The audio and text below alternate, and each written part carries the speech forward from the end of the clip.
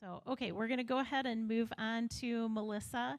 And Melissa, I feel like it just takes a really special person to do your job. Can you tell us a little bit about why you chose to work in the funeral industry?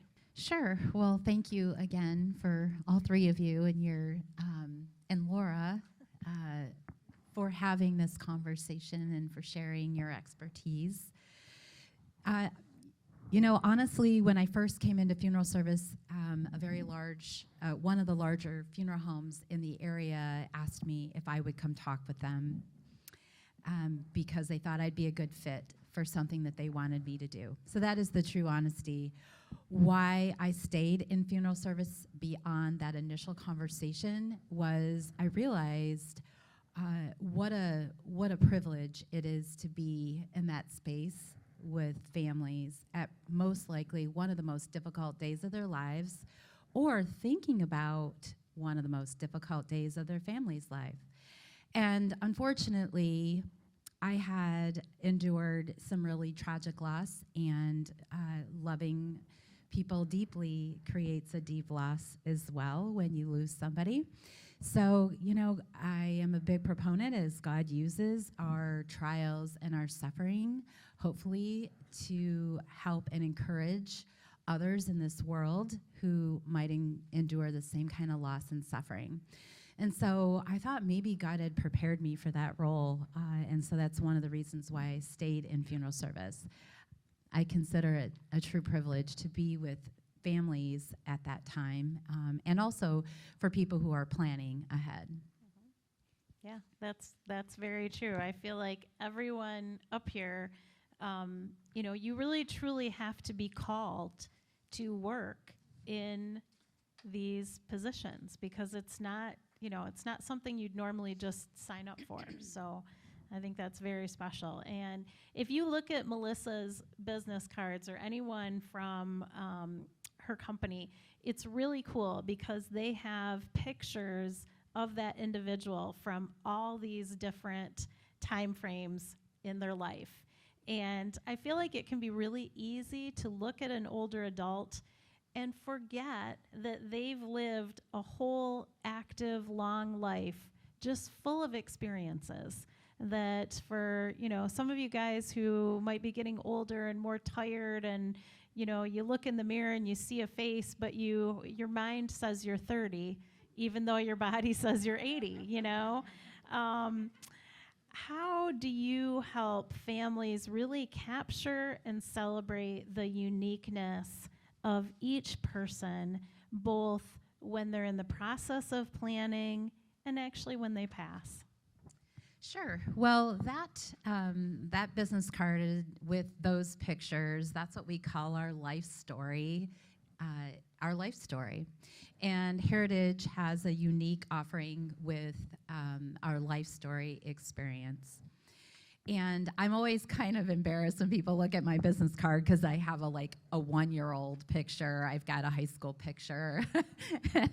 She was a really cute cheerleader, by the way. I picked the things in my life that really meant the most to me and that just were really near and dear to my heart. And it really is, I guess, one of the reasons why I stay in funeral service exactly for that is because every single life is unique. And one of the things I get to do every single day is to hear about amazing lives that were lived. So most of the time I meet with people ahead of time who are very healthy. Sometimes I do meet with folks who are experiencing an impending death, such as your wife, Greg. Those are really difficult appointments as well. But one of the things that we get to engage in is hearing about your life. What are the things that you want to tell someone about your life? And one of the neatest things about funeral services is that 70% of the people who come to your funeral will never have met you, right? And so maybe you have a son or a daughter, and somebody you worked with for 30 years comes to support them. And they get to hear about this life that was so lived. So we call this the life story experience. And one of the things we do is sometimes we do it ahead of time.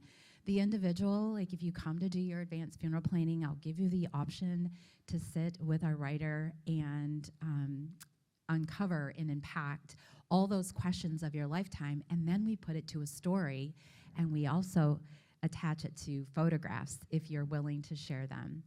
And we do have some of them here today, so if you want to see what they look like, you can. But when folks come to your service, then they can read this brochure about your life story.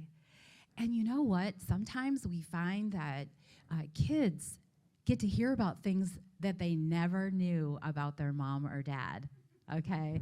And they're really quite comforting and therapeutic. Or maybe somebody you worked with for 25 years had no idea what your spiritual life was like, or what your volunteerism was like, or what your kids were like, and they get to learn a little bit more about you. So it can be done through the life story written experience. It could be done through the pictures, our life panel, as Laura referred to on my business card. All of our business cards have our life panel so that you could see somewhat of an example of what families do. It can be done through a video, a series of 25 to 50 pictures that you can select ahead of time, or maybe you can let your kids do it or your closest family member do it, and we put it to a life story video. And so we do all of those things, and then we even do life story books. Some of you might be a good scrapbooker, but a lot of people aren't. So we actually offer those books, too, to our families that put all those pictures into a book with all of the information that is attached to it. I think that's really cool, and my family often thinks I'm very weird, but I mean, for multiple reasons, but one of them happens to be that I read parts of the paper every week, and one of those is generally all of the obituaries.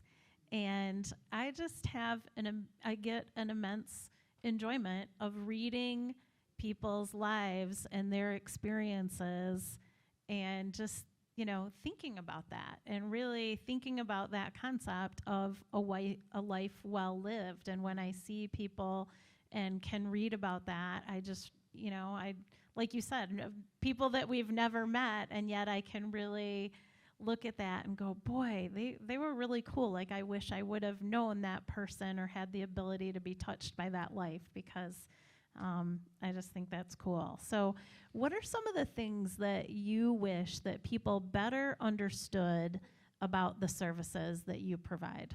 I guess to answer that question, what I might say is I think a lot of times families really, like when most people have no idea, what goes into funeral service, what goes into body preparation, why does it cost what it does? And I was just talking with my my other half at work, and we were talking a little bit about this question, and I'm going to use her example. She said, a lot of times people think a photographer just takes a picture, right? All we need is this nifty little camera, and we can take a picture. However, those most amazing photographs and things that truly move us are probably created by a photographer that has a really great lens or has a really awesome skill. So just with anything, funeral service can involve technique, skill, level of compassion, integrity, and how we serve a family, and doing what's right even when no one is looking. And so, and you could probably imagine in a funeral home, not many people are looking, right? And we never worry about someone robbing our place because nobody wants to come in our place at night. So anyway, so really, what goes into that? Why does it cost so much to have someone brought into our care? Well, the circumstances of death aren't always the same, and so sometimes it requires a different level of expertise. And don't you want someone to treat your loved one like it was your mom or dad, or like their mom or dad, or their sister or brother, or their son or their daughter? And so I think that is probably the most misunderstood thing that we get, or that I get from families. Why does it cost this, or what goes into this, and how is the embalming process done? So I get a lot of those kinds of questions. But in the interest of time, I can't really explain all of them. But hopefully that answers your question. Yeah. Yeah, that gives some good ideas. And kind of with that idea of, is there a typical price range that, people can expect to pay for a celebration of life? And what are some ways that you can really assist families who definitely have a budget in mind and where they want to honor their loved one, but most definitely have concerns of budget? I get that question a lot of time. How much is a typical funeral? Okay, well, what you think is a funeral and what somebody else might think is a funeral is a whole nother thing, right? So the best answer to that question is, I could say it would range from $2,000 to $15,000, really depending on what you choose. Services, preparation, casket choices, urn choices. It's the gamut. It really is in your control what the cost is. At Heritage, when I meet with folks, it is a very clear, concise discussion. You will know exactly what it costs and exactly what you're paying for. Line by line, I should say. And how can you help families honor their loved ones when finances are a concern? So this is one of the things that we talk about in advanced funeral planning. It's a whole lot better to have this conversation ahead of time than at the time of death. So at the time of death, if families have not discussed finances, we get it all the time. Kids passing a hat, kids plunking down credit cards, family members calling in to contribute. So those kinds of things do happen. But if you have the opportunity and the foresight to come in and discuss the funeral plan and the finances, we do offer different options of payment plans and things like that. So, we do talk about, all right, well, here's what my finances will allow, and I will give you suggestions. This is how we stay within that budget. And this is something I might consider eliminating so we can stay in that budget and still meet the emotional needs of your family. Yeah. And at the end of the day, this series is about being proactive. And even with something as extremely challenging and delicate as the idea of being proactive with dying, newsflash, we're all going to die.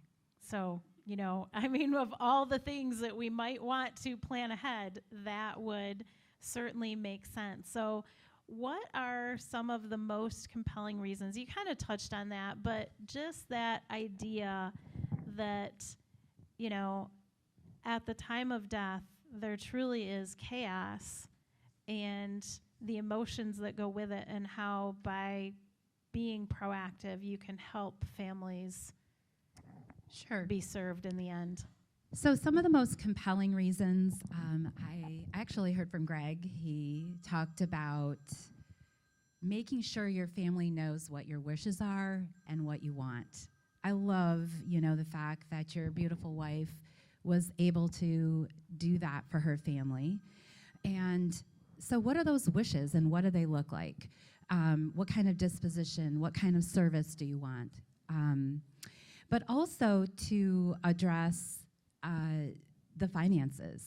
So, I'm sorry, the phone, it happens to the best of us. It just kind of threw me off a little bit. So really understanding the wishes of what you want. Your family is only left to guess and wonder if you don't do it yourself. And you can say the same thing to 3 different people in your family, and when they hear it, it's going to be perceived and remembered 3 different ways. And at the time of death, they're all going to have a different perception. So the other thing is, you might be a little bit more practical, more logical, and you're looking at the finances. When you plan ahead, the prices are locked in. Your plan is locked in. Your wishes are documented. You are able to talk about the finances and get it taken care of ahead of time, so your kids aren't putting it on their credit card or trying to figure out at the last second how they're going to do what you want them to do. And so, and we do offer lots of different programs and options ahead of time for individuals to manage that. So at the end of the day, you know, one of the most difficult things that they will experience is losing you. But how it will go in those first 3 to 5 days depends on the plan that's in place. So if you can imagine, if we have a set of parents or an individual who comes to do their funeral plan, basically what happens is when you have done your funeral planning, we guide your family right through the plan that you set in place. And there's just so much more to kind of cover in the interest of time. Clearly, it's hard to do. I do want to let you know we do offer seminars on advanced funeral planning, lunch and learns. I have some invitations over on Laura's table over here. We offer them on a monthly basis. So, and they're always in a really great restaurant. I'll treat you to lunch. And now you know I don't bite. But I do offer that, and our community really finds it helpful because a lot of times people are thinking about, I want to think about this, I want to do it, but I really have no idea on how to get started. So the Lunch and Learns are a great opportunity to do that and learn a little bit more about the ins and outs of how to do your funeral plan. Melissa, thank you so much. I do. I just think that is so, so important to, you know, to have that conversation with your family members and to really look into it so that at the time when it comes, it just is easier to simply care for each other and honor your loved ones. So